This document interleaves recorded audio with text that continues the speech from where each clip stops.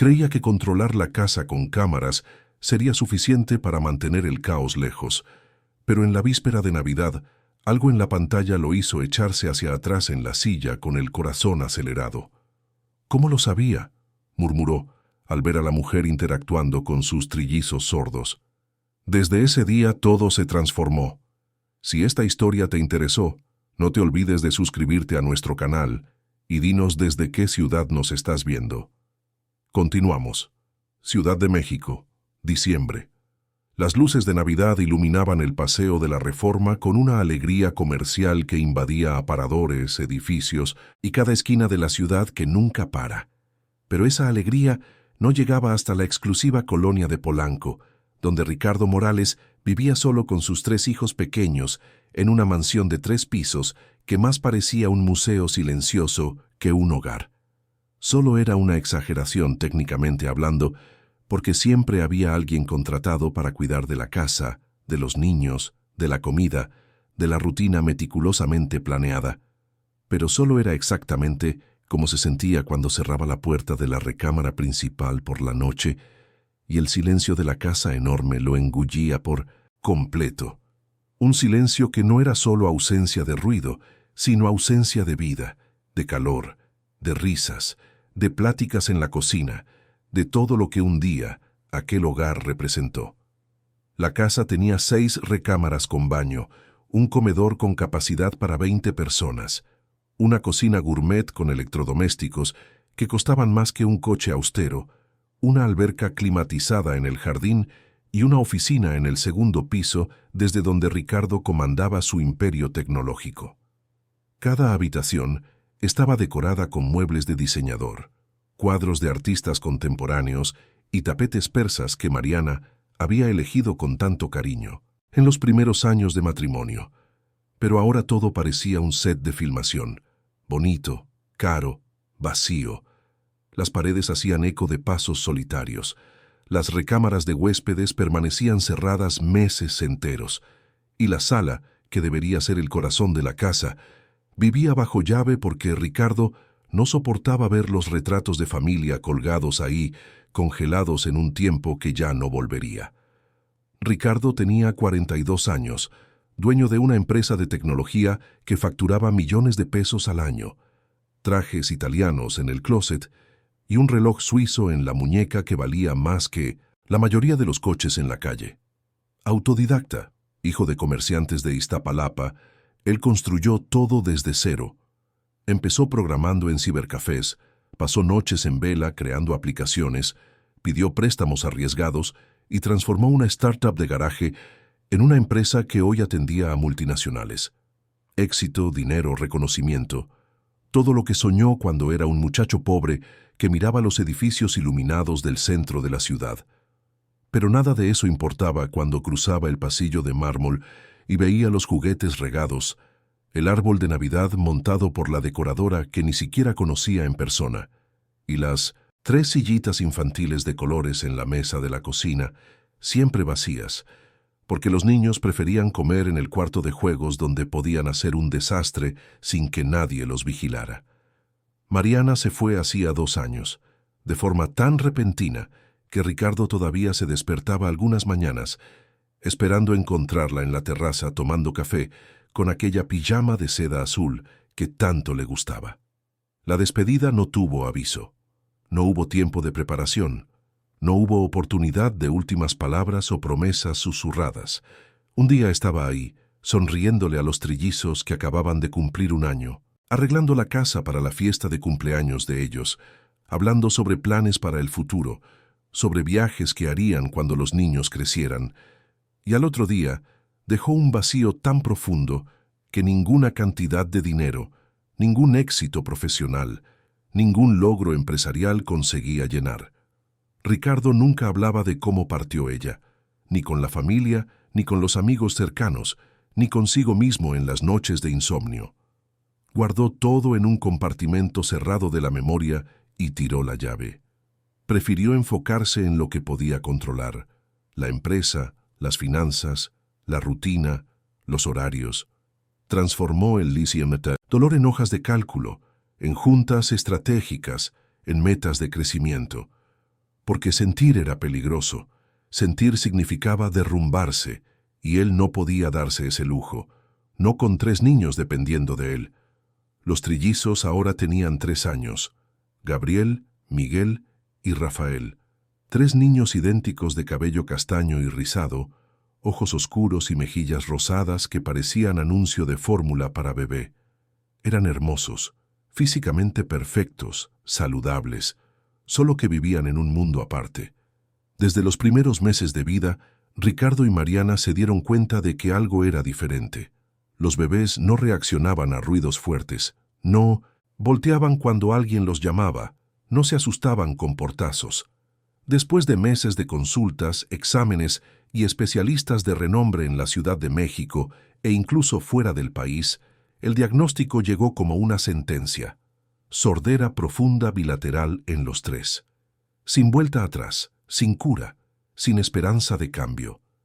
Mariana reaccionó con fuerza al principio. Empezó a estudiar lengua de señas mexicana, LSM. Compró libros, contrató terapeutas de lenguaje, transformó la casa en un centro de estimulación. Ricardo, por otro lado, se sumergió en el trabajo. Era su forma de lidiar, de mantener el control, de sentir que todavía había algo en su vida que él podía manejar. Porque los niños eran un caos que se escapaba de cualquier hoja de cálculo, de cualquier lógica empresarial. No lograban comunicarse como otros niños de su edad. No hablaban, no entendían órdenes verbales, y los intentos de enseñarles LSM a niños tan pequeños eran lentos, frustrantes, llenos de berrinches e incomprensiones. Ponían a prueba los límites con una energía que parecía no tener fin. Tiraban todo, rompían papeles, corrían por la casa sin dirección y entraban en crisis de llanto que nadie conseguía calmar, porque nadie entendía lo que querían. Las empleadas entraban y salían como en una puerta giratoria. Ricardo ya había perdido la cuenta de cuántas niñeras, cuidadoras y hasta pedagogas especializadas habían renunciado o simplemente dejado de presentarse. La primera duró 5 días, la segunda aguantó 2 semanas y se fue llorando después de que Miguel tuvo una crisis de frustración. La tercera tenía un curso de LSM y experiencia con niños especiales, pero renunció alegando que la responsabilidad era demasiado pesada. Siempre había una excusa, pero el motivo real era siempre el mismo. La rutina era agotadora. Los niños se despertaban temprano, llenos de energía. El desayuno se convertía en un campo de batalla. Comida tirada en el suelo, platos al piso, berrinches inexplicables porque nadie lograba entender qué querían. El baño era otra guerra. Gabriel odiaba el agua en la cara. Miguel solo se bañaba si podía llevar todos sus juguetes a la regadera. Rafael lloraba de principio a fin, como si limpiarse fuera una tortura. Y la comunicación, o la falta de ella, empeoraba todo. Los niños no podían decir cuándo tenían hambre, sueño o dolor. Señalaban, jalaban, empujaban, lloraban, gritaban sonidos guturales. Los intentos de enseñar LSM eran lentos y frustrantes. A los 3 años, deberían estar formando frases simples con señas, pero apenas lograban mantener la atención por 2 minutos. La dura verdad es que nadie quería lidiar con eso, con el silencio ruidoso de 3 niños que gritaban sin sonido, que pedían cosas con gestos desesperados que nadie decodificaba, que lloraban de frustración porque el mundo no los entendía y ellos no entendían el mundo. Ahora era diciembre de nuevo, y Ricardo miraba el árbol de Navidad montado en la sala con una mezcla de ironía y desesperación. Decoradora cara, adornos importados, luces sincronizadas con música que nadie en esa casa podía oír. Él mismo organizó todo porque la familia iba a venir en la noche del 24. Su mamá, sus tíos, algunos primos, gente que fingía entender, que ponía cara de lástima cuando veía a los trillizos, que ofrecía consejos vacíos sobre paciencia y fe. Ricardo necesitaba que todo estuviera perfecto, no por los niños, a quienes apenas les importaban los adornos navideños, sino por él, por mantener las apariencias, por demostrar que todavía tenía control sobre algo, y para eso necesitaba a alguien definitivo en la casa, alguien que no se rindiera después de la primera semana, alguien que limpiara, cocinara, organizara y principalmente mantuviera a los niños lejos de cualquier situación que pudiera avergonzarlo frente a los invitados. No era una petición romántica o emocional, era práctica, fría, necesaria.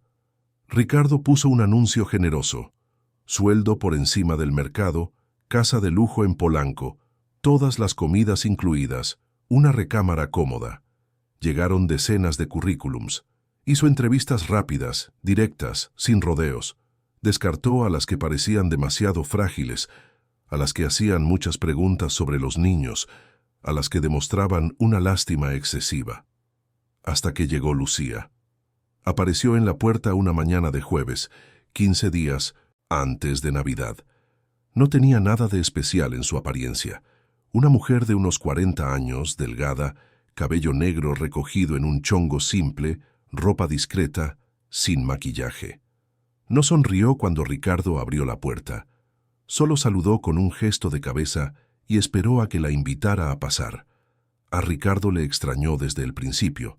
Estaba acostumbrado a candidatas nerviosas, ansiosas por agradar, que elogiaban la casa, que sacaban pláticas sobre el clima o el tráfico.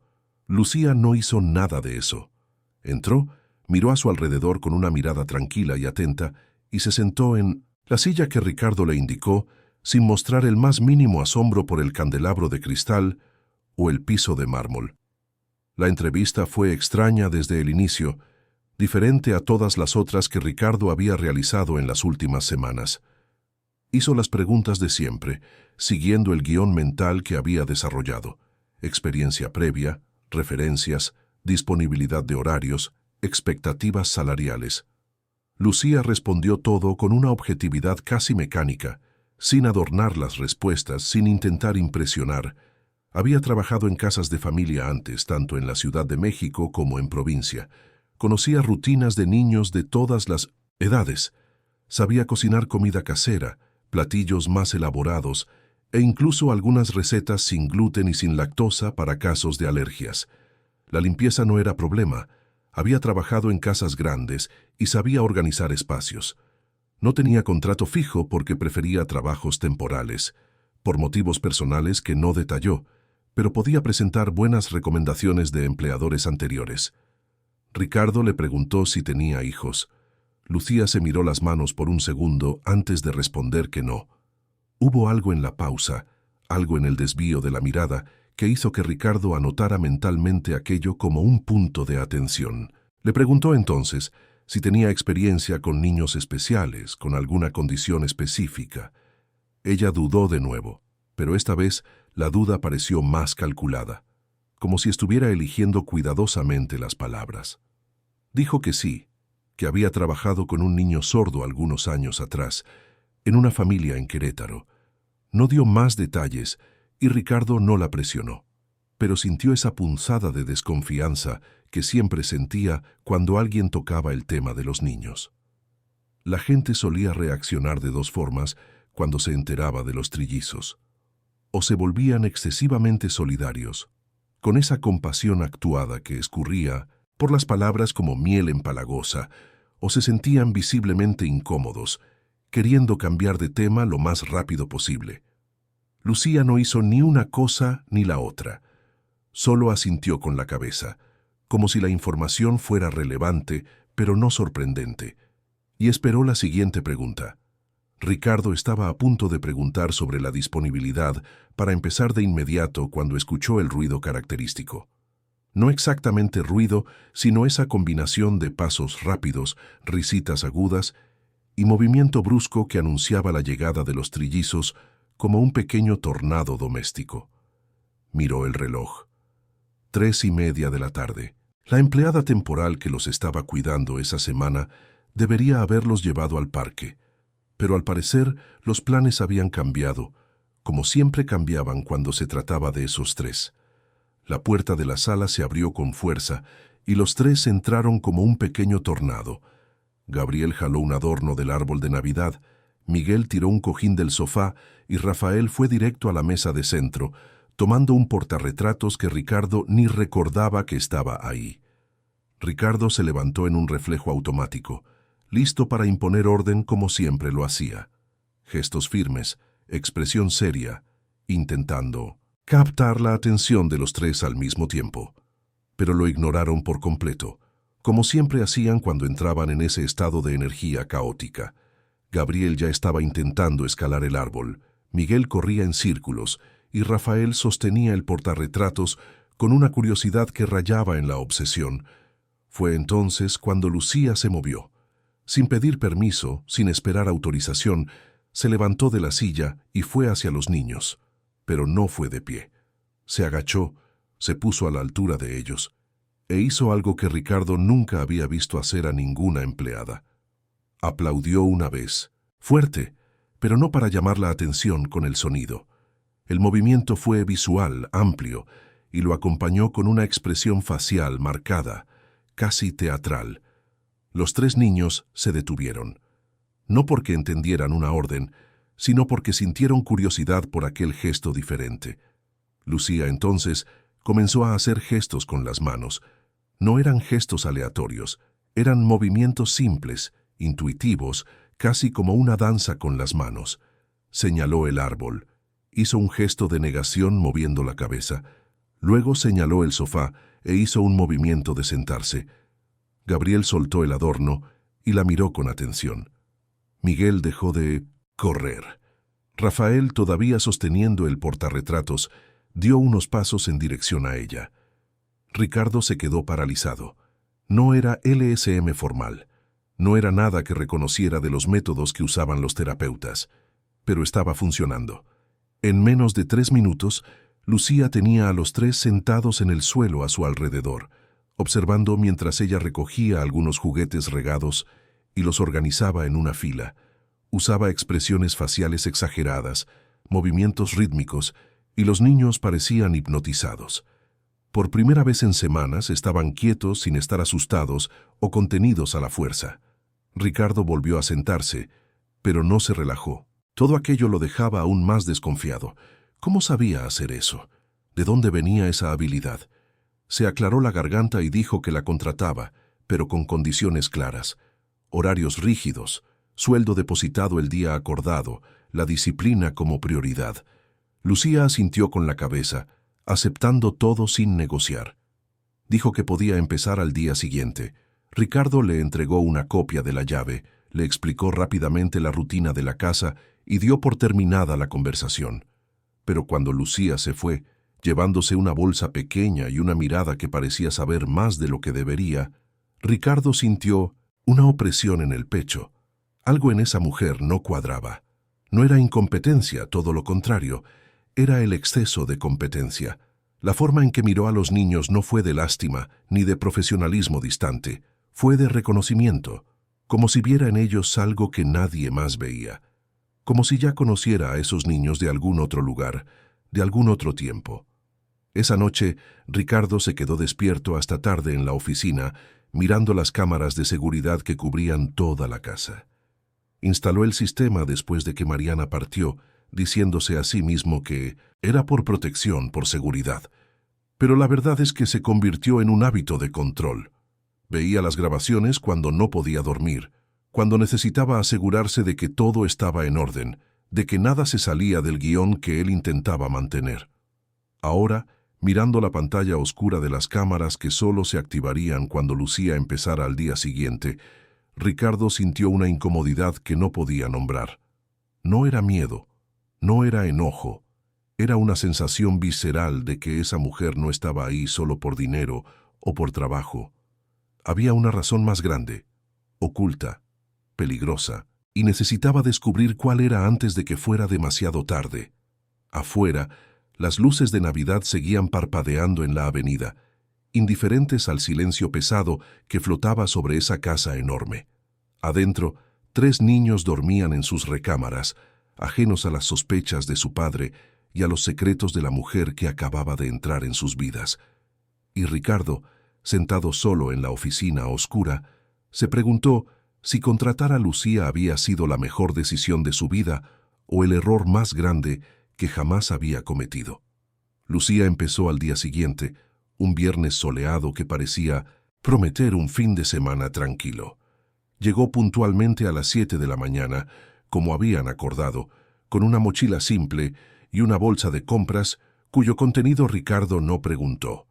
Él estaba terminando su café en la cocina cuando ella entró por la puerta de servicio, saludó con un gesto discreto y fue directo a la recámara que él le había asignado, en el primer piso, cerca del cuarto de los niños. No pidió un recorrido por la casa, no hizo preguntas sobre dónde estaban las cosas, no demostró curiosidad por las lujosas habitaciones. Simplemente guardó sus cosas y bajó para empezar a trabajar. La primera semana fue extrañamente eficiente. La casa, que siempre tenía un aire de desorden controlado, incluso con empleadas intentando mantener el orden, pasó a tener una organización casi militar. Ropa lavada, doblada y guardada con una perfección que Ricardo no veía desde que Mariana se encargaba personalmente de esas cosas. Comida lista a las horas exactas, con platillos que los niños realmente comían en lugar de tirar al suelo. Juguetes organizados en cestos específicos por tipo y color, algo que ninguna otra empleada había logrado mantener por más de 2 días. Suelos sin migajas, incluso después de las caóticas comidas de los trillizos. Baños impecables, toallas dobladas con las esquinas alineadas, productos de higiene repuestos incluso antes de que se acabaran. Ricardo llegaba a casa después de largas juntas, cansado y tenso, y encontraba todo funcionando como una máquina bien aceitada. Los niños estaban limpios, con ropa que combinaba, alimentados, razonablemente tranquilos para sus estándares. No había crisis de llanto interminables, no había llamadas desesperadas de la empleada pidiendo auxilio, no había un desorden imposible de controlar. La rutina finalmente parecía estar bajo control, funcionando sola, sin necesitar su presencia constante, fiscalizando cada detalle. Pero en lugar de sentirse aliviado, en lugar de finalmente relajarse y disfrutar el hecho de haber contratado a alguien competente, Ricardo sentía una incomodidad creciente que no podía nombrar ni explicarse a sí mismo. Era como si algo estuviera demasiado bien para ser cierto. Como si toda esa eficiencia, esa perfección casi inhumana, escondiera algo bajo la superficie pulida. Era la sensación de estar siendo engañado sin poder probarlo, de estar viendo solo la punta de un iceberg, mientras algo mucho más grande permanecía sumergido e invisible. Empezó a notar pequeños detalles que lo incomodaban. Lucía conocía la casa demasiado rápido. Al segundo día ya sabía dónde estaban los productos de limpieza sin preguntar. Al tercer día encontró un armario cerrado con llave en la despensa, y cuando Ricardo volvió del trabajo, ella tenía la llave en la mano, diciendo que necesitaba sacar unos trapos de cocina que estaban guardados ahí. Él no recordaba haberle dado esa llave. Pequeñas cosas comenzaron a desaparecer y reaparecer en lugares diferentes, siempre de formas que parecían inocentes, pero que dejaban a Ricardo cada vez más inquieto. Un portarretratos que siempre estaba en el librero de la sala, mostrando una foto de Mariana sonriendo en la playa de Cancún durante su luna de miel, apareció en el buró de la recámara de Ricardo. Una cajita de música antigua que perteneció a Mariana, una herencia de su abuela que tocaba un vals vienés, guardada en un cajón con llave del closet al que solo Ricardo tenía acceso, fue encontrada encima del piano de la sala de visitas, con la tapa abierta y la bailarina de porcelana posicionada como si alguien le hubiera dado cuerda recientemente. Una bufanda de lana verde que Mariana usaba en invierno, guardada en una caja de recuerdos en el closet del pasillo, apareció doblada encima de la mesa de la cocina. Un libro de poemas que Mariana adoraba, siempre en el segundo estante del librero de su oficina, estaba en la mesita de centro de la sala, con un separador en un poema específico sobre despedidas. Cada objeto cambiado de lugar era como un fantasma volviendo para atormentarlo, y Ricardo no sabía si debía sentir enojo o miedo. Cuando finalmente confrontó a Lucía sobre los objetos, ella estaba preparando la cena de los niños, cortando verduras con una precisión quirúrgica. Respondió sin siquiera levantar los ojos de la tabla, de cortar, con esa naturalidad desconcertante que se había vuelto su característica. Dijo que sí, que estaba limpiando y reorganizando las cosas por la casa, sacando objetos de lugares donde acumulaban polvo y poniéndolos en espacios donde pudieran ser vistos, apreciados, recordados. Dijo que una casa llena de recuerdos guardados en cajones y armarios cerrados era una casa que negaba su propio pasado y que eso no era saludable ni para Ricardo ni para los niños. La respuesta era lógica, hasta tenía sentido de una forma psicológica que Ricardo no quería admitir. Pero la forma en que lo miró cuando terminó de hablar cargaba algo más. No era desafío, no era arrogancia, era conocimiento, como si supiera exactamente lo que esos objetos significaban, cuál era la historia detrás de cada uno, por qué Ricardo los había escondido en lugar de tirarlos o donarlos, como si tuviera un mapa emocional de esa casa que nadie más que Mariana podría haber dibujado. Fue entonces que Ricardo comenzó a usar las cámaras de seguridad con una intensidad que rayaba en la paranoia. Siempre tuvo el sistema instalado, 16 cámaras de alta resolución repartidas por toda la casa, cubriendo cada pasillo, cada sala, cada espacio común excepto los baños y las recámaras privadas. El sistema era de primera línea, instalado por una empresa especializada en seguridad residencial de lujo, con cámaras que funcionaban perfectamente, incluso en la oscuridad, con zoom digital que permitía ver detalles minúsculos, con almacenamiento en la nube de hasta 90 días de grabación continua. Después de que Mariana partió, veía las grabaciones ocasionalmente, más como una forma de sentirse en control de la casa que por una necesidad real de seguridad. Le gustaba ver a los niños jugando cuando él estaba en el trabajo, verificar si las empleadas temporales estaban haciendo bien su trabajo, tener la ilusión de que todavía era posible vigilar todo, prever todo, controlar todo. Pero ahora se había convertido en una obsesión genuina, compulsiva, enfermiza. Pasaba horas en la oficina del trabajo con la pantalla del celular abierta, mostrando las imágenes en vivo de la casa en tiempo real. Le bajaba el volumen a las juntas importantes para poder observar a Lucía moviéndose por las habitaciones como una sombra silenciosa. La veía cuidando a los niños con una paciencia que parecía infinita, preparando comida con movimientos precisos y económicos, limpiando con una eficiencia que transformaba las tareas domésticas en una coreografía. Creó una rutina enfermiza. Se despertaba media hora antes cada mañana para ver las grabaciones de la noche anterior en velocidad acelerada. Durante el día, mantenía una pestaña del navegador siempre abierta con las cámaras en vivo.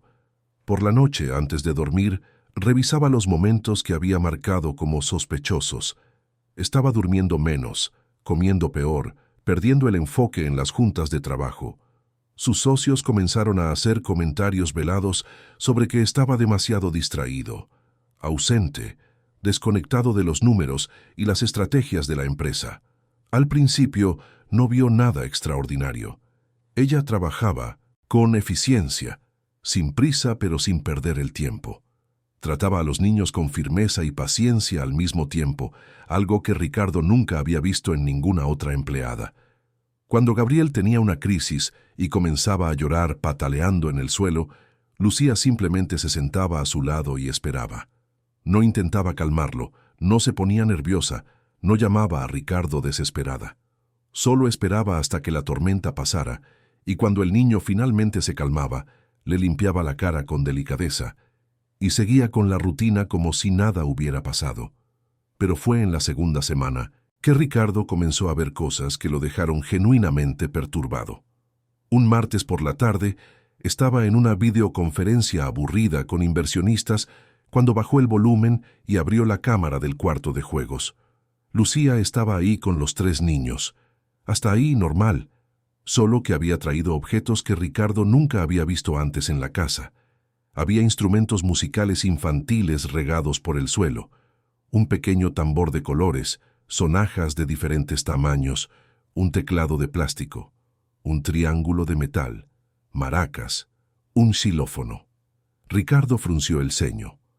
¿Por qué diablos le estaba dando instrumentos musicales a niños que no podían oír? Observó con atención redoblada. Lucía tomó el tambor y lo golpeó, no con fuerza, sino con golpes rítmicos y constantes. Los niños la miraron con curiosidad. Ella entonces puso la mano de Gabriel encima del tambor y volvió a golpear. El niño sonrió. Sonrió de verdad, algo que Ricardo veía tan raramente que siempre tomaba una foto mental cuando sucedía. Gabriel recargó la cara en el tambor mientras Lucía seguía golpeando, como si estuviera sintiendo algo que no era visible, algo que venía de dentro del instrumento. Ricardo dejó de prestar atención a la junta por completo. Los inversionistas seguían hablando de proyecciones de ganancias, pero él tenía los ojos fijos en la pequeña pantalla del celular. Lucía hizo lo mismo con Miguel y Rafael. Puso sus manos en los instrumentos mientras producía sonidos, y los dos reaccionaron con expresiones de fascinación, de descubrimiento. No era normal. Los niños sordos no deberían reaccionar así a estímulos sonoros, a menos que no fueran completamente sordos. La idea cruzó la mente de Ricardo como un rayo y la descartó de inmediato. Imposible. Los exámenes eran claros. Múltiples especialistas lo habían confirmado. Sordera profunda bilateral, sin posibilidad de reversión. Él y Mariana habían escuchado eso tantas veces que se convirtió en una verdad absoluta, un hecho inmutable de sus vidas. Pero entonces, ¿por qué esa escena lo estaba afectando tanto? En los días siguientes, Ricardo intensificó la vigilancia. Veía las grabaciones de la noche anterior por la mañana antes de ir a trabajar, pausaba juntas para ver las imágenes en vivo, llegaba a casa más temprano inventando excusas. Y cuanto más veía, más cosas extrañas notaba. Lucía usaba los instrumentos todos los días, siempre de la misma forma metódica. Hacía que los niños tocaran con las manos, los pies a veces hasta con la cara entera los objetos mientras producía vibraciones. Y ellos reaccionaban, no siempre, no de forma obvia, pero reaccionaban. Una mirada diferente, una sonrisa inesperada, un movimiento de cabeza que parecía demasiado intencional para ser coincidencia. También estaba el asunto de los objetos personales de Mariana. Ricardo comenzó a notar que Lucía los tocaba con una frecuencia y una familiaridad que no tenían sentido. Vio en las grabaciones cómo tomaba la cajita de música. La abría con cuidado, tocaba la bailarina de porcelana que giraba adentro. La vio tomando un pañuelo de seda que estaba guardado en un cajón del closet de la pareja, desdoblándolo, oliéndolo, doblándolo de nuevo con un cuidado casi reverente. La vio mirando fotos antiguas colgadas en la pared del pasillo, fotos de Ricardo y Mariana, en viajes, en fiestas, en momentos felices que ahora parecían haber ocurrido en otra vida. Cada vez que veía esas escenas, Ricardo sentía una mezcla de enojo y confusión. Enojo porque esa mujer estaba invadiendo recuerdos que no le pertenecían. Confusión porque la forma en que miraba esos objetos no era de curiosidad ni de codicia. Era de reconocimiento, como si ya conociera esas cosas, de antes, de otro lugar, de otro tiempo. La gota que derramó el vaso llegó un jueves, 10 días después de que Lucía comenzara a trabajar. Ricardo estaba en la oficina de su casa, supuestamente revisando contratos, pero en realidad viendo las cámaras en tiempo real. Era mediodía, y Lucía había acostado a los niños para su siesta de la tarde. Bajó a la cocina, preparó un café y se quedó parada en la ventana mirando hacia el jardín. Ricardo pensó que iba a tomarse un descanso, pero después de unos minutos dejó la taza de café en el fregadero, subió las escaleras y se dirigió a una habitación que nadie usaba desde hacía años, la antigua oficina de Mariana en el segundo piso. Ricardo sintió que el corazón se le aceleraba. Ese cuarto estaba cerrado con llave. Él mismo lo había cerrado meses después de que Mariana partió, incapaz de soportar ver su espacio preservado como un santuario. El escritorio todavía tenía papeles de ella, plumas, una computadora apagada. Los libreros tenían libros que ella adoraba. Había plantas secas en las ventanas, muertas por falta de agua y cuidado. Era un lugar de fantasmas, de recuerdos demasiado dolorosos para ser visitados. Pero Lucía entró. Simplemente abrió la puerta como si tuviera la llave, entró y cerró tras de sí. Ricardo subió el volumen de la cámara, pero no había sonido en esa habitación específica.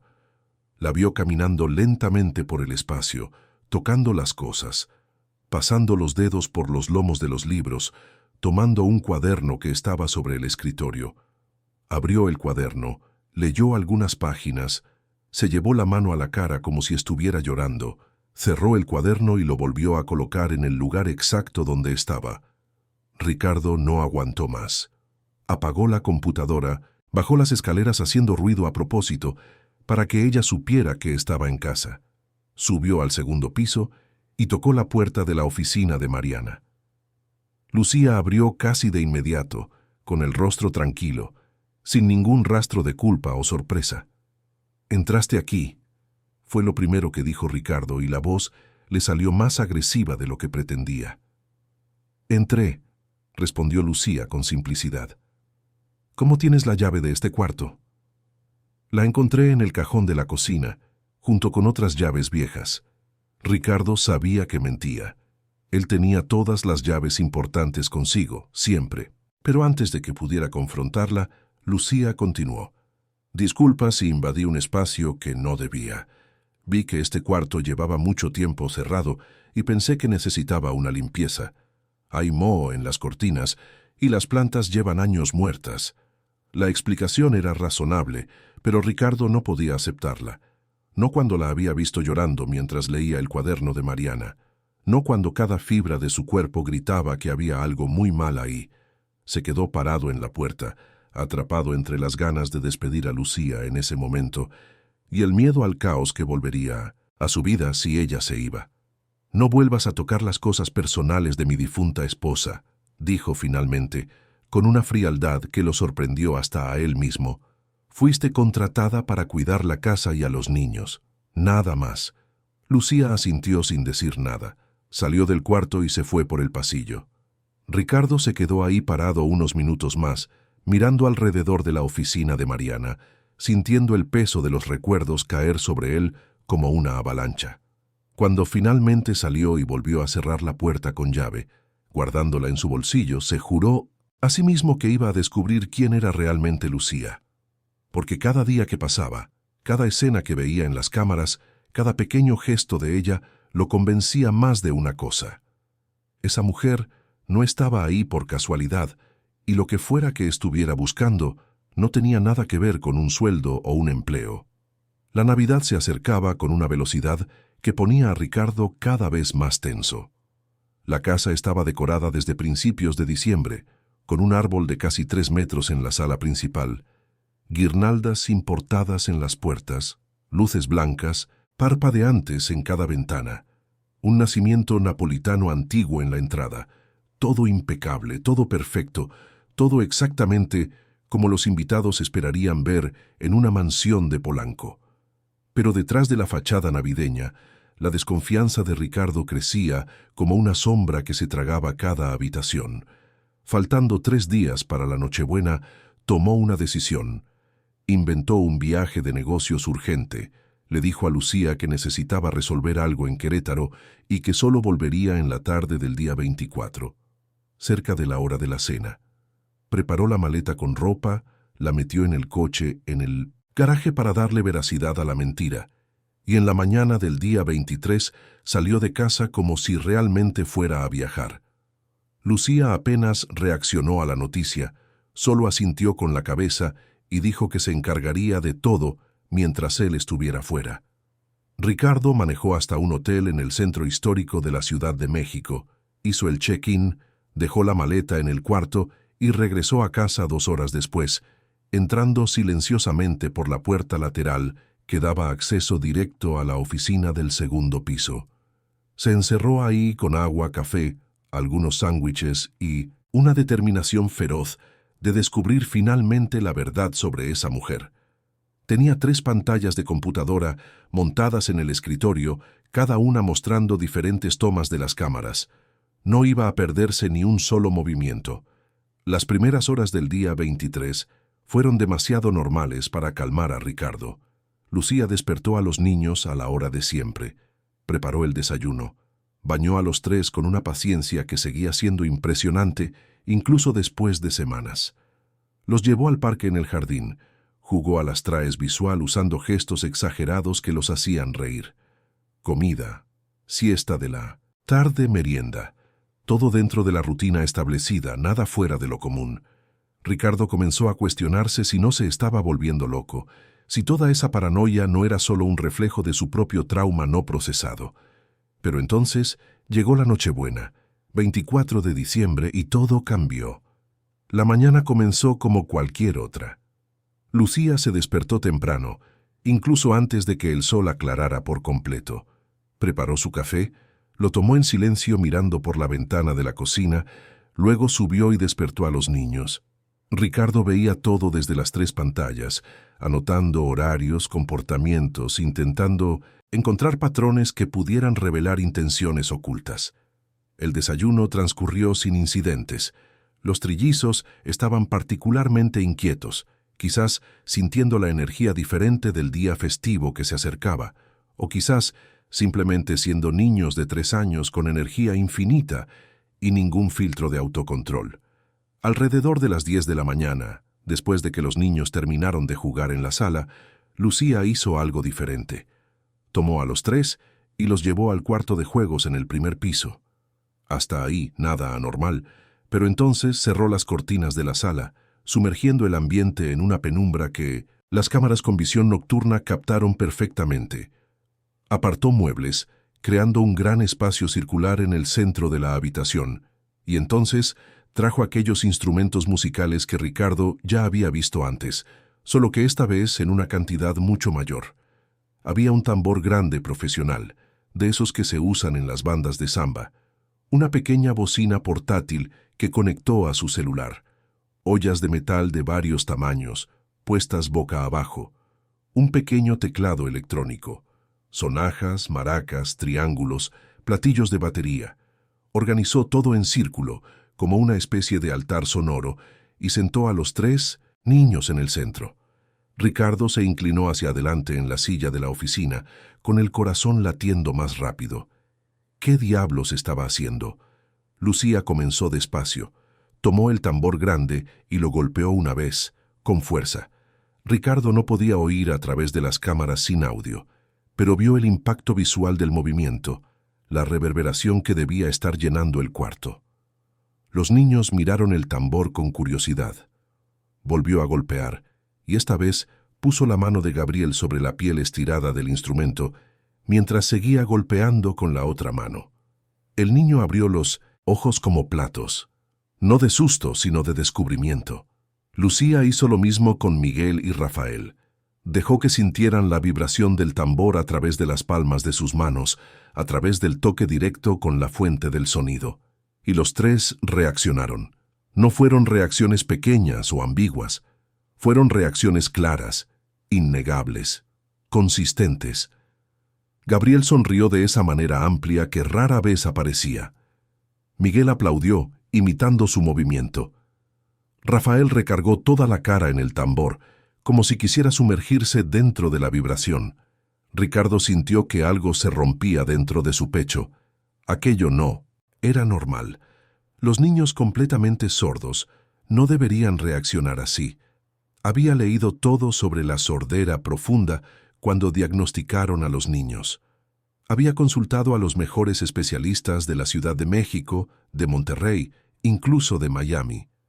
Todos dijeron lo mismo: sordera bilateral profunda sin posibilidad de percepción sonora. Los niños podían sentir vibraciones fuertes a través del tacto, pero eso no era oír. Era solo una sensación física, sin conexión neurológica con el procesamiento auditivo. Pero lo que estaba viendo en las pantallas parecía mucho más que una simple reacción táctil. Había intencionalidad, había reconocimiento, había algo que no podía nombrar, pero que sacudía cada certeza que había construido en los últimos 2 años. Lucía continuó la sesión durante casi 1 hora. Usó diferentes instrumentos, probó frecuencias variadas a través de la bocina, observó cada reacción con una atención casi científica. Anotaba cosas en un pequeño cuaderno que había traído consigo. A veces lloraba en silencio, secándose las lágrimas con el dorso de la mano sin detener lo que estaba haciendo. Ricardo lo veía todo, absorbía cada detalle. Sentía como su propia mente era reescrita en tiempo real. La escena más impactante ocurrió alrededor de las 11:30. Lucía colocó a Gabriel de espaldas a ella, fuera del campo de visión del niño. Se quedó a unos 3 metros de distancia. Tomó 2 platillos de batería y los chocó, creando un sonido que Ricardo imaginó agudo y penetrante. Gabriel giró la cabeza. No por completo, no en la dirección exacta, pero giró. Y cuando Lucía volvió a chocar los platillos, el niño se movió, buscando visualmente el origen de aquello que había captado. Ricardo pausó la imagen, retrocedió, la vio de nuevo, y de nuevo. Intentó encontrar una explicación alternativa, una corriente de aire, una sombra, un reflejo de luz, una coincidencia. Pero no había nada de eso. El ambiente estaba controlado, aislado, libre de variables externas. La reacción había sido al sonido y no había forma de negarlo. Tomó el celular con manos temblorosas y buscó el contacto de un especialista que había consultado meses atrás, un otorrinolaringólogo pediátrico de renombre que atendía en un hospital privado en la colonia Roma. Explicó que necesitaba una consulta urgente, que era una emergencia, que pagaría lo que fuera necesario. La recepcionista dijo que era Nochebuena y que el doctor ya estaba de vacaciones. Ricardo insistió, ofreció el triple del valor de la consulta. 15 minutos después, recibió la confirmación. El doctor podría recibirlos a las 3 de la tarde. Ricardo bajó de la oficina haciendo el mayor ruido posible, azotando puertas, llamando a Lucía. Ella apareció en la escalera con una expresión tranquila, como si ya lo esperara. «Regresé antes», dijo él, con la voz más alta de lo que pretendía. «Necesitamos llevar a los niños al médico. Ahora». Lucía no preguntó por qué, no mostró sorpresa. Solo dijo que iba a preparar a los niños y que estarían listos en 20 minutos. El trayecto hasta el consultorio fue tenso y silencioso. Los trillizos iban en sus sillitas de seguridad en el asiento trasero, demasiado bien portados para ser niños que generalmente detestaban el coche. Lucía iba en el asiento del copiloto, mirando por la ventana sin decir una palabra. Ricardo manejaba en piloto automático, con la mente girando en bucles de pensamientos contradictorios. ¿Y si los exámenes anteriores estaban equivocados? ¿Y si había algo que todos habían pasado por alto? ¿Y si Lucía había descubierto en semanas lo que los especialistas no vieron en años? El médico, el doctor Enrique Cervantes, era un hombre de unos 60 años, de cabello canoso y lentes de armazón delgado. Los recibió en una sala privada del consultorio, lejos del ajetreo normal de las urgencias. Examinó a los 3 niños con paciencia y precisión, repitiendo pruebas que Ricardo ya había visto decenas de veces. Otoscopia, reflejo acústico, timpanometría, observación conductual. 1 hora y media de exámenes que parecieron durar una eternidad. Cuando finalmente llamó a Ricardo para conversar, el médico tenía esa expresión que los profesionales de la salud desarrollan cuando necesitan dar noticias difíciles sin destruir por completo la esperanza. «Señor Morales, los exámenes confirman el diagnóstico anterior», comenzó eligiendo las palabras con cuidado. «Sus hijos tienen sordera profunda bilateral. La estructura del oído interno está comprometida. No hay función coclear detectable en las pruebas convencionales». Ricardo sintió que el suelo desaparecía bajo sus pies. «Pero...» El médico levantó la mano pidiendo paciencia. «Pero...» continuó. «Existe un fenómeno conocido pero raro que podría explicar algunas de las reacciones que usted describió. Ciertos niños con sordera profunda desarrollan una sensibilidad extraordinaria a las vibraciones de baja frecuencia. No es audición en el sentido tradicional. Es una forma de percepción táctil extremadamente refinada, casi como un sexto sentido. Captan vibraciones a través de los huesos, a través de todo el cuerpo, y el cerebro procesa eso de una forma que puede simular algunas respuestas auditivas. Entonces, sienten, pero no oyen, Es una línea muy delgada, admitió el doctor Cervantes. Técnicamente, no están oyendo sonidos de la forma en que nosotros oímos, pero están percibiendo el mundo sonoro de una manera única. Con los estímulos correctos, un entrenamiento adecuado, esto puede desarrollarse para mejorar su comunicación y su calidad de vida. Ricardo regresó a la sala de espera aturdido. Lucía estaba jugando con los niños en un rincón, usando gestos simples que ellos seguían con atención. Se detuvo en la puerta, observando la escena como si la viera por primera vez. Esa mujer había descubierto en semanas lo que él no había logrado ver en años, y la pregunta que le ardía en la garganta ya no era ¿cómo sabía hacer eso?, sino ¿por qué le importaba tanto? Si estuvieras en el lugar de Ricardo, ¿confiarías inmediatamente en Lucía o seguirías desconfiando? Cuéntanos en los comentarios. El trayecto de regreso a casa fue diferente. Ricardo manejaba más despacio, procesando todo lo que el médico había dicho. Lucía seguía callada, pero había una tensión en el aire que no existía antes. Cuando llegaron a casa y acostaron a los niños a descansar, eran casi las 6 de la tarde. La cena de Nochebuena estaba programada para las 8. Los invitados llegarían pronto. Pero Ricardo no podía pensar en nada más que en las preguntas que no había hecho. Encontró a Lucía en la cocina, preparando la cena que había comenzado por la mañana. El pavo horneándose, la ensalada de manzana lista en un tazón grande, otras ensaladas organizadas en el refrigerador. Todo perfecto, todo en su punto, como si no hubiera pasado toda la tarde en un consultorio médico, lidiando con revelaciones que reescribían la realidad. «Necesitamos hablar», dijo Ricardo, y la voz le salió más firme de lo que se sentía. Lucía apagó el horno, se limpió las manos en un trapo de cocina y se giró para encararlo. Había algo diferente en su mirada. Ya no era la empleada eficiente y discreta, era alguien cansado de cargar secretos. «Lo sé», respondió ella simplemente. Fueron a la sala, lejos de la cocina, lejos de las recámaras donde dormían los niños. Se sentaron en sillas opuestas, como adversarios antes de una negociación. Ricardo juntó valor e hizo la pregunta que había estado evitando durante semanas. «¿Quién eres? De verdad, y no me vengas con la historia de que solo eres una empleada que necesitaba trabajo». Lucía respiró hondo. Por un momento, Ricardo pensó que se levantaría y se iría sin responder. Pero entonces comenzó a hablar, y cada palabra era como una piedra lanzada a un lago, creando ondas que se expandían y lo cambiaban todo. «Trabajé con un niño sordo hace algunos años. Eso es verdad, pero no fue un niño cualquiera, fui yo.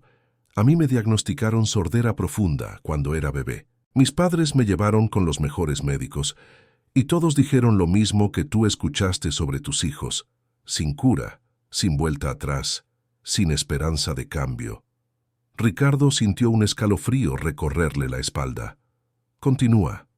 «Solo que cuando tenía unos 7 años, una terapeuta de lenguaje diferente notó algo que los otros habían ignorado. Yo reaccionaba a sonidos muy graves, a vibraciones específicas. No era audición normal, pero era algo. Ella desarrolló un programa de estimulación especial para mí. Llevó años, pero aprendí a usar esa percepción de una forma que me permitió integrarme mejor con el mundo. No oigo como tú oyes. Oigo a través de todo mi cuerpo, a través de los huesos, de la piel, de formas que la ciencia todavía no entiende por completo». Ricardo estaba hipnotizado. «Y mis hijos tienen el mismo patrón que yo tenía.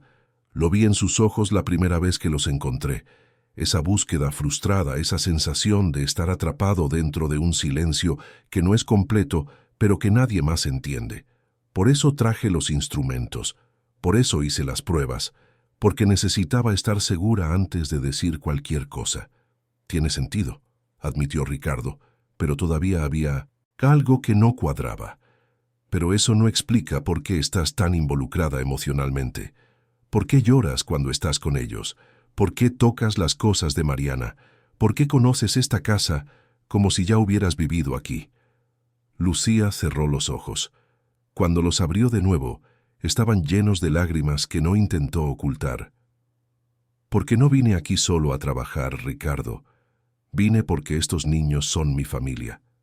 Mariana era mi hermana, mi media hermana biológica. Nos separaron cuando éramos bebés, nos adoptaron familias diferentes. Apenas lo descubrí hace un año, cuando empecé a buscar a mi familia biológica.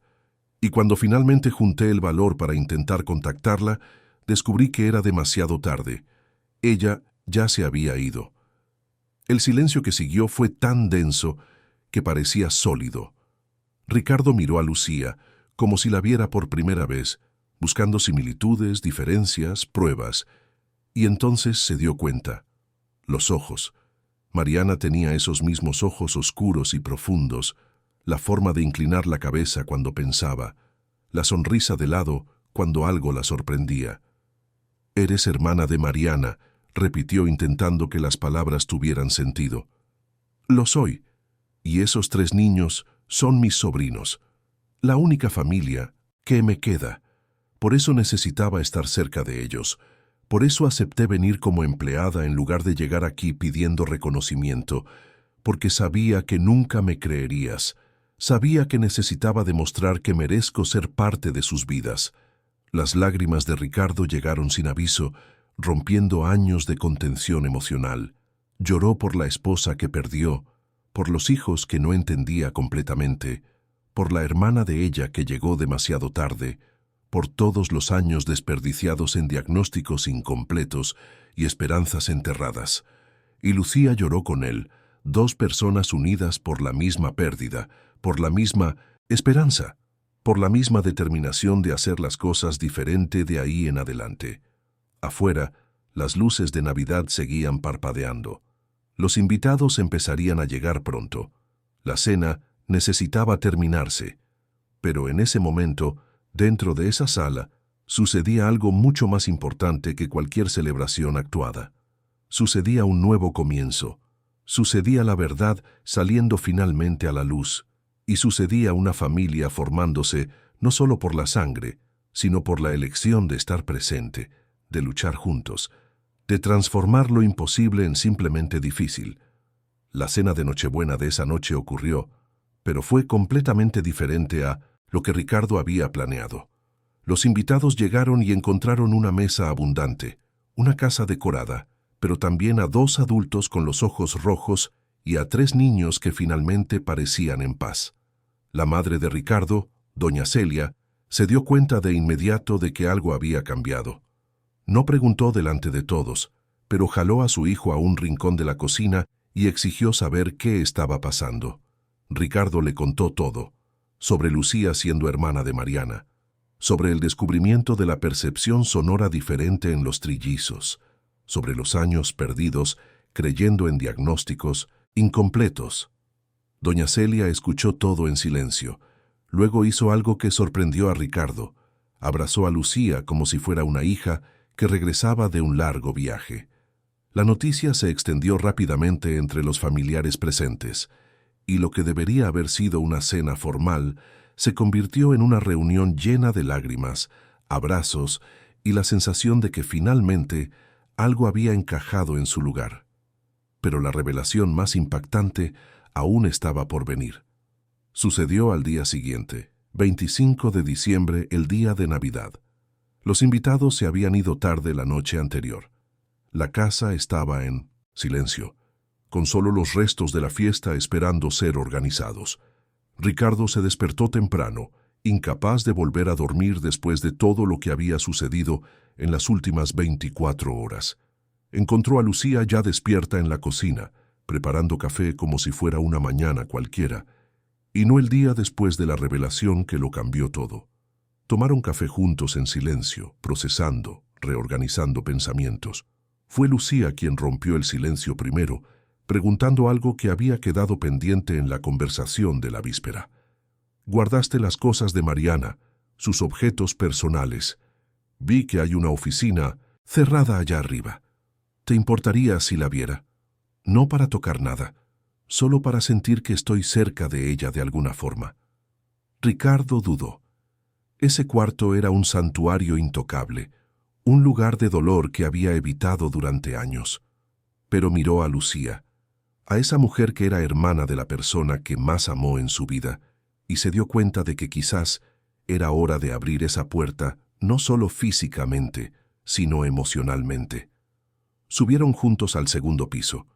Ricardo abrió la puerta de la oficina de Mariana con manos que temblaban ligeramente.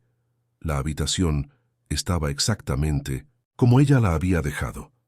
El polvo cubría todas las superficies, las plantas muertas en las ventanas, papeles esparcidos sobre el escritorio, libros de psicología y educación infantil en los libreros, porque Mariana había comenzado a estudiar formas de ayudar a niños con necesidades especiales, específicamente a sus propios hijos. Había fotos colgadas en las paredes, mostrando momentos felices que parecían haber ocurrido en otra vida. Lucía caminó por el espacio como quien camina por un museo sagrado, tocando delicadamente los objetos, leyendo títulos de libros, observando fotos con una intensidad dolorosa. Se detuvo frente a una foto específica. Mariana, embarazada, sonriendo con las manos en su enorme vientre, mirando a la cámara con esa mezcla de miedo y esperanza que todas las madres primerizas tienen. Lucía tocó el cristal del portarretratos y lloró en silencio. Ricardo la observaba desde la puerta, sintiendo su propio dolor mezclarse con el de ella. Después de unos minutos, entró por completo en la habitación. Fue a un armario cerrado que estaba en un rincón y lo abrió con una llave que siempre llevaba en su llavero, pero que nunca había usado desde que Mariana partió. Dentro había cajas, carpetas, documentos y un cuaderno, de cubierta de piel marrón, con las iniciales de Mariana grabadas en dorado. «Nunca tuve el valor de leer esto», dijo Ricardo tomando el cuaderno con reverencia. Era su diario personal. Sabía que existía, pero siempre pensé que sería demasiado invasivo abrirlo después de que se fue. Pero ahora creo que necesitamos leerlo. Juntos, se sentaron en el suelo de la oficina, recargados en la pared, con el cuaderno abierto entre ellos. Las primeras páginas eran antiguas, de cuando Mariana estaba embarazada. Hablaba de sus miedos sobre la maternidad de trillizos, de las expectativas, de los sueños para el futuro. Luego venían las anotaciones sobre el diagnóstico de sordera, páginas llenas de dolor, rabia, cuestionamientos sobre por qué les había pasado eso a ellos. Pero a medida que avanzaban en la lectura, el tono cambiaba. Mariana comenzaba a escribir sobre la aceptación, sobre formas alternativas de comunicación, sobre la belleza de criar a 3 niños únicos que verían el mundo de una forma diferente. Y entonces, en las páginas finales, escritas pocos meses antes de su partida, comenzaban las anotaciones sobre la búsqueda de su hermana perdida. Mariana escribía sobre cómo había descubierto la existencia de Lucía a través de 1900, una búsqueda casual en registros de adopción, sobre el shock de descubrir que tenía una hermana biológica que nunca conoció, separada de ella siendo bebé por decisiones familiares complicadas sobre las que ninguna de las dos tuvo control, sobre el miedo de hacer contacto, de ser rechazada, de abrir viejas heridas, pero también sobre la esperanza de que quizás esa hermana pudiera ser parte de la vida de los trillizos, pudiera ofrecer una conexión familiar que merecían tener. Ricardo y Lucía leían en silencio, con las lágrimas cayendo libremente, pasando las páginas con cuidado. Y entonces llegaron a la última anotación, fechada una semana antes de que Mariana partiera.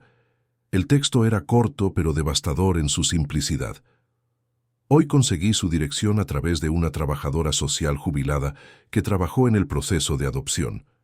La buscaré la próxima semana. Tengo tanto miedo, pero también tanta esperanza.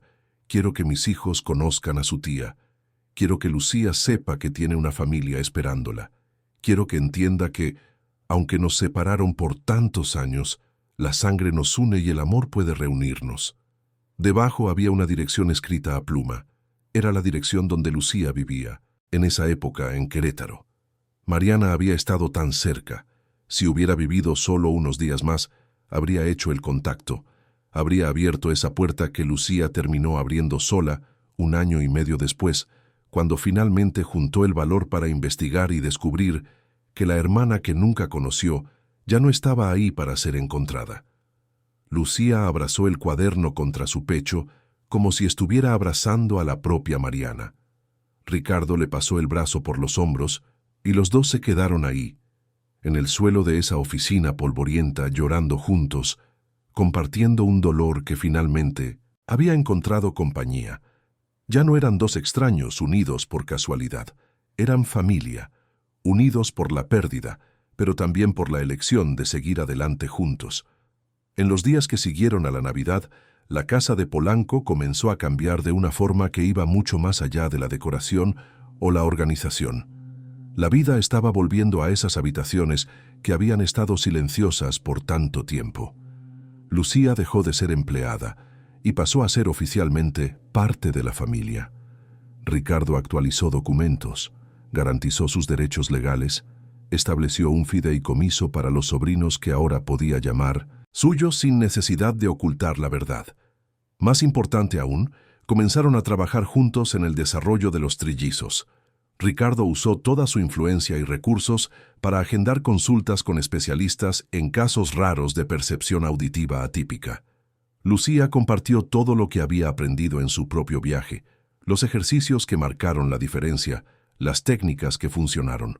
Montaron una sala entera dedicada a estímulos sonoros controlados, con instrumentos de diferentes frecuencias, placas táctiles que traducían el sonido en vibración, tecnologías de asistencia de última generación.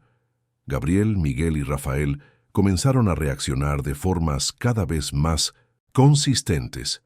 No fue una transformación milagrosa de la noche a la mañana, pero era un progreso real, medible. Aprendieron a asociar ciertas vibraciones con acciones específicas. Desarrollaron una forma única de comunicarse que combinaba la LSM formal con señas inventadas por ellos mismos y reacciones a estímulos vibratorios. Empezaron a sonreír más, a tener menos crisis de frustración, a sentirse menos perdidos en el mundo silencioso que habitaban. Ricardo también cambió. El hombre que se había escondido detrás de hojas de cálculo y un control obsesivo comenzó a permitirse sentir de nuevo. Lloró más en esos primeros meses después de Navidad de lo que había llorado en los 2 años anteriores completos. Pero eran lágrimas diferentes. Ya no eran de desesperanza o soledad. Eran de sanación, de aceptación, de gratitud por haber encontrado en Lucía no solo ayuda práctica, sino un puente de regreso a Mariana. Una forma de mantener viva la memoria de su esposa a través de la hermana que ella nunca tuvo la oportunidad de conocer. La casa en Polanco dejó de ser un mausoleo de silencio. La oficina de Mariana fue abierta, limpiada, transformada en un espacio de memorias compartidas, donde Ricardo y Lucía a veces se sentaban a hablar de ella, a mantener viva su presencia a través de las historias. Las fotos que estaban guardadas volvieron a las paredes. Sus objetos personales fueron redistribuidos por la casa, no como santuarios intocables, sino como recordatorios suaves de que el amor no termina con la partida física. 6 meses después de la Navidad que lo cambió todo, en un día soleado de junio, sucedió algo que Ricardo guardaría para siempre en su memoria. Estaban todos en la sala de estímulos trabajando con los niños en una sesión de percepción vibratoria. Lucía estaba tocando un tambor grave en una frecuencia específica que los trillizos habían aprendido a asociar con la hora de detenerse y prestar atención. Gabriel, que siempre fue el más receptivo, no la estaba mirando directamente. Estaba jugando con un carrito en un rincón de la sala. Lucía golpeó el tambor 3 veces, en el patrón que habían establecido como una llamada, y Gabriel se detuvo, soltó el carrito. Se giró completamente en dirección a ella, y entonces, por primera vez en su vida, intentó formar un sonido vocal intencional, combinándolo con una seña de LSM que significaba «te oigo», adaptada para «te percibo». El sonido que salió fue gutural, imperfecto, pero cargado de intención. Ricardo y Lucía se miraron con los ojos llenos de lágrimas. No era el sonido perfecto que los padres convencionales esperan oír de sus hijos, pero era comunicación. era conexión. Era Gabriel diciendo, de la única forma que su cuerpo le permitía, que entendía, que estaba aprendiendo, que ya no estaba perdido y solo en el silencio. En los meses que siguieron, los tres niños fueron desarrollando sus propias formas de expresarse. Nunca hablarían como niños con audición típica, pero encontraron un lenguaje que era suyo, que mezclaba señas, expresiones, faciales, vocalizaciones únicas y reacciones a vibraciones.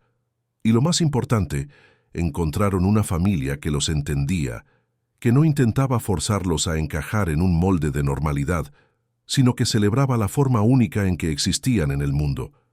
Ricardo miraba a esa familia que se había formado de maneras tan improbables y sentía algo que no había sentido en años.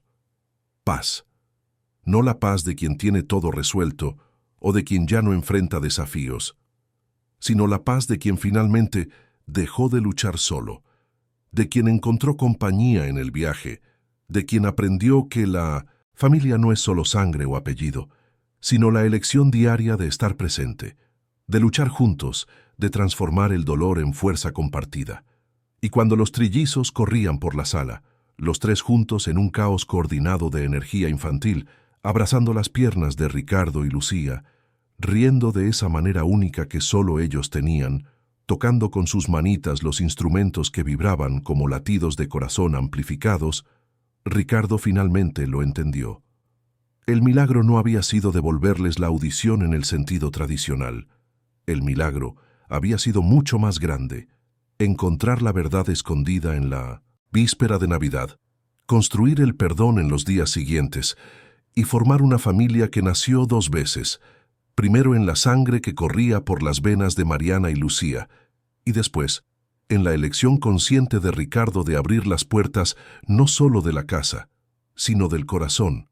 La siguiente Navidad fue completamente diferente, sin fachadas, sin necesidad de impresionar a nadie, solo una familia real, con todas sus imperfecciones y toda su belleza, celebrando no la fecha en el calendario, sino el hecho de estar juntos. Lucía preparó la cena usando recetas antiguas que Mariana había dejado anotadas. Los trillizos ayudaron a decorar el árbol, cada uno a su manera caótica y encantadora.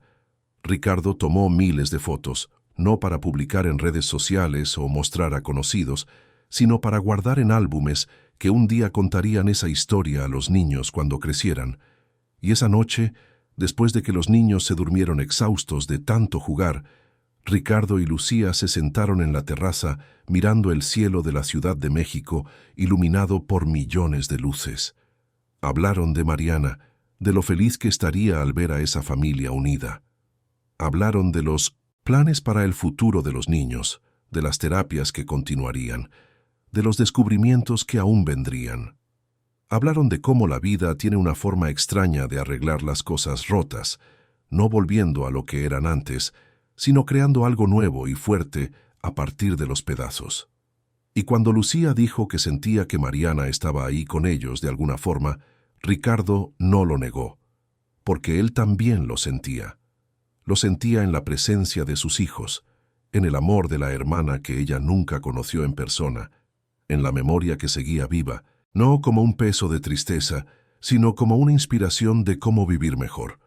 Mariana había partido demasiado pronto, sin realizar el sueño de reunir a la familia que descubrió que existía.